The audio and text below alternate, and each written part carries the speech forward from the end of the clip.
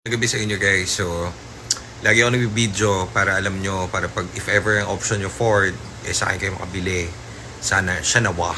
So, ngayon, meron kanina pumunta sa shop, kahit grabe yung buhos ng ulan, may pumunta rin isang, baka sakali lang, pumunta siya ron, ang dala niya EcoSport. So, kala namin paparepair na ang unit niya. Yung pala ay ito kasi laging nangyari sa shop to. Syempre shop yun, open yun eh. So may mga pumupunta na talaga rin na kliyente. Pare-parehas yung kwento nila. Nabili nila sa labas, wala pang 1 week, kakabili lang nila. Meron pa nga isang araw, di ba? Isang araw pagkabili niya, tumirik na, nasira na yung trani. So hindi yan sirain, nabili nyo lang talagang sira. So ito sa video na to, papakita ko sa inyo ito. May client na nagdala kanina, kawawa naman, OFW pa naman. So shoutout sa mga tropa nating OFW dyan at mga nasa ibang bansa na papakahirap magtrabaho para pagdating nila rito ay makakapagliwaliw at makapagbiyahe sila ng kotse yung bibili nila na hard-earned cash. Kaso lang, ayun nga, may mga gantong senaryo.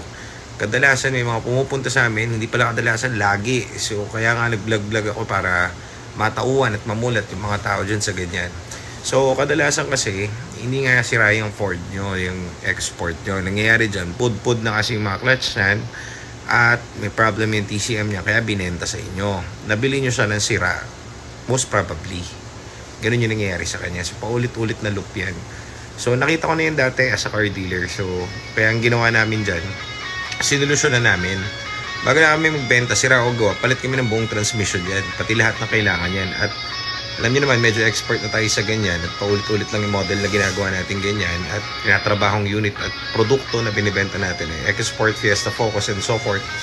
So kabisado na namin yan, diba? Unlike kung bibili ka sa labas na kahit sabi mo first owner yung mabili mo ng EcoSport, wala naman siyang alam dun sa unit niya. Alam niya lang kung ano yung pinagawa niya, pero unlike us na sa amin kayo makakabili, yung after sales sa amin incredible. Merong nagbebenta sa labas na siguro ngayon, uso na rin yung gumain na yung iba. Yung meron kayong warranty na 1 day, service warranty. Sa amin, isang taon, nakausap ko pa rin yung mga nakabili. Nagsiservice doon pa rin sa shop namin hanggang ngayon. So, hindi yan sa unit, guys. Doon yan sa binibilan nyo. So, dapat tiwala kayo sa binibilan nyo. Okay, so ganyan. Ito, ang kwento ni Sir, panoorin nyo. So, OFW si Sir, umuwi dito, bumili ng EcoSport. After, nabili niya ng 300k yung EcoSport. Automatic, na 2015 lang yata, 2016. Pagkabili niya, after a week, nasira, 50k. Ginastos siya doon sa paggawa. Magkano rin na paggawa niya? 350. O ngayon, wala, lumapit sa atin si Sir. Binili na natin yung unit niya. Nabili natin yung unit niya parang 220. Ang problem ng kotse niya is transmission. So, as a buy and sell, hindi naman pwede namin bilhin ng 300 din yung kotse niya, di ba? Siyempre yung risk nun nasa amin. Saka hindi naman kami papayag na yung TCM lang ang papalitan doon. Papalitan namin yung buong trani nun. So, kala nung iba, nakakamura sila. Hindi. Sasakit lang ang ulo nyo. So, 300,000 niya nabili, plus 50,000 yung paggawa, tapos sira pa rin. Ako po. Sa amin kayo gawin nyo kami option lagi. Ito yung video ni Sir. Sir, pwede meron yung susi. Scan ko lang dito sa yung launch natin na OBD. Para to check. Hindi ko talaga sir, masole. Dun sa pinagbilan niya. Kahit kakilala. May sa bagay. Pag marketplace talaga. Oo. Check na lang na. 2 weeks pa lang sir, no? 2 weeks, 1 week. Bali, August 20. Oo nga. Parang 1 week pa lang. Halos kaka 2 weeks. Oo. Sayang yung unit. Pero most probably talaga sir, kaya binenta yan sa inyo kasi nga may problem na yan dati pa. Oo. Di, okay lang sir kasi malalaman dun sa OBD. Wala guys, ilang araw nang umuulan. Scan lang natin.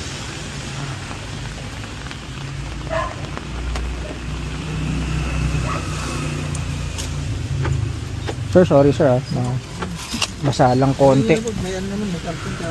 Oo nga Ito pa naman ito. 55. Ay, sorry. Yeah. to kasi may Pero sa takbo na sir, ano yung naramdaman. may parang hindi siya smooth ganun. Hindi ko alam kung anong palitin yan eh. Basta ang Hindi, pero nararamdaman ano ko, yung feel niya dun sa doon dito maabot sa 3,000 yung magpapalit pa. mataas. Pero pagka maano yung tapak ko. Pero pagkabili nyo sir, nagamit nyo pa. Kasi nung bumili ako, hindi pa ako sanay sa sasakyan. Baka hindi nyo lang feel pero baka meron na siya, no? Siguro. O kasi tingin ko talaga sir, before pa lang kaya siya binenta. May ano na siya, may problem na talaga siya. Ford. Pag ganito nga sir, dapat di na masyadong gamitin. Actually, hindi na talaga dapat gamitin. Kasi talagang tulad niyan, syempre pag iba na yung timing ng mga gear sa loob, mas may chance, malaki yung chance na mas lumala. 2014. 2015 to sir, no? 2015 po. Kasi mag-year end na ito. Di ba plus ano daw yan eh? Plus 1 year? Magkano? Nakalagay din sa 2015. Yan. So, sa mileage, Original naman yung tama mileage. naman. 55,000.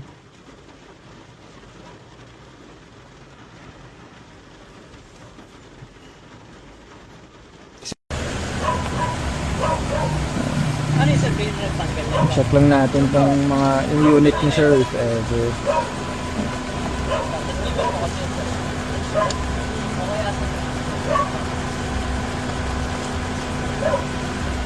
Expired na din yung mga gulong.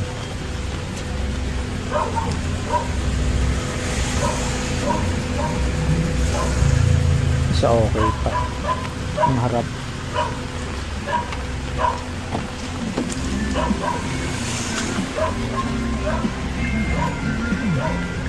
Okay. Magandang indication. Hindi siya flooded. Hindi siya makakalawang sa ilalim. Yan. Malinis. Registered ba siya dyan? Feb.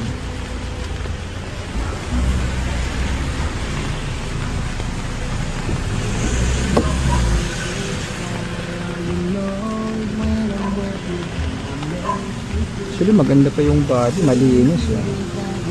Yun lang talaga.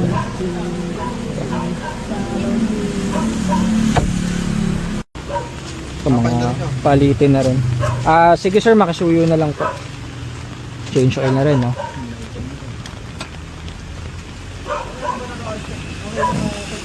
Lapot na may pin. Pero at least, hindi siya halo. So, yun, syempre nabili na sir sa labas. Tulad niyan, basic change oil, papa-change oil ka. Kasi, item lang eh. So, unlike pag dito, syempre, palit tayo lahat niyan. Lalo na transmission.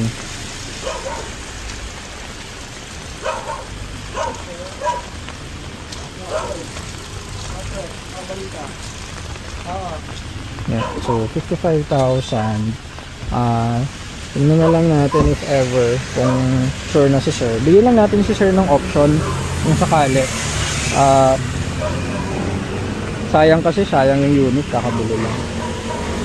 If ever, kung gusto talaga niyong ibenta, dito, welcome naman yun. Kaso nga, as much as possible, ang hinayang kasi kami sa unit. So, tingnan natin.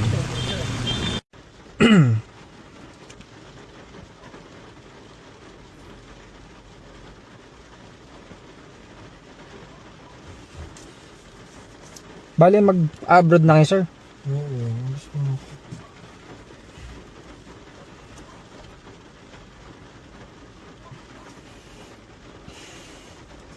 Yan yung lumalabas eh. Hindi ko alam kung ano yung nila eh. Yun sir, sa transmission po yan. So, TCM kadalasan. Pero ano, no, dalawang beses na kayo nagpalit. Hindi, Nagpalit na kayo, isang hindi ko beses. sure kasi yung ano eh. Surplus. pinalit na yun eh. Surplus eh. Pinapapalit nga sa kanya yun. Pinapaano sa Oo. kanya. Pero masasoli nyo pa kayong TCM. Motorsoli pa daw eh. Saan nyo binili sir? Banawe? Hindi, dito sa may Bulacan.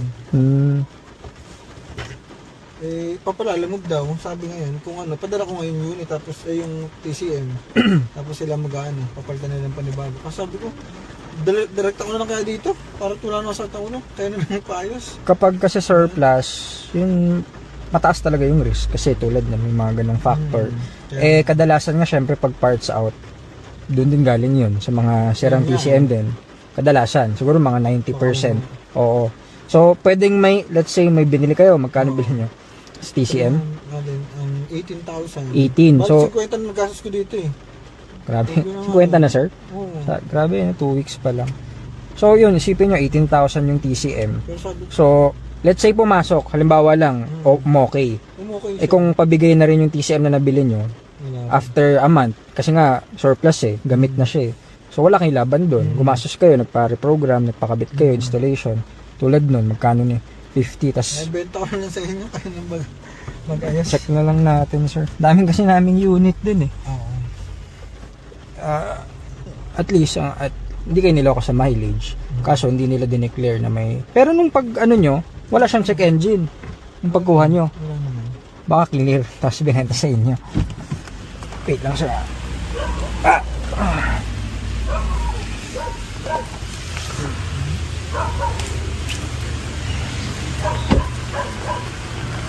So yun, 2015 EcoSport, kakabili lang ni sir sa marketplace. Actually, sa kakilala daw niya. Kaso nga kapag talaga mga ganun, mahirap nang pakiusapan na isole. Kasi tapos na yung deal 2 weeks na nang nagamit ni sir. Yun, ka-problem sa transmission. So, 50,000 na pala yung nagastos ni sir. Okay naman overall. Kaso, check na lang natin yung mga halo-halo. Sir, check lang po namin yung sa engine bay, yung sa mga langis-langis. So, ayan na nga, bumuhos na. Ano pa? Ay, sige lang po. Sige sir, pwede nyo kunin muna. Lumakas na yung ulan. So, mukhang decided na si sir ibenta yung unit. Kasi, kumakat ng ulan. Kasi 50k na pala yung lumastos na rin pala siya ng 50k. So, tulad nun, siyempre, sarata rin. Yung mga ganun. So, tingnan natin. Pero ang ending, ganun pa rin. Kada program 5K, yung 5K. Kada sabi niya sa akin, Grabe. reset daw. Concept. Kala mo yung problema, kasi tao ko lang yung TCM. So hindi ako kumuha sa dun sa program. Kaya sabi sa akin, every sira daw yan, program. Yun sir, program talaga yun. Kaya mahirap kapag sa iba kayo kumuha ng TCM, sa iba kayo papareprogram, magdodoble-doble talaga yung gastos nyo pag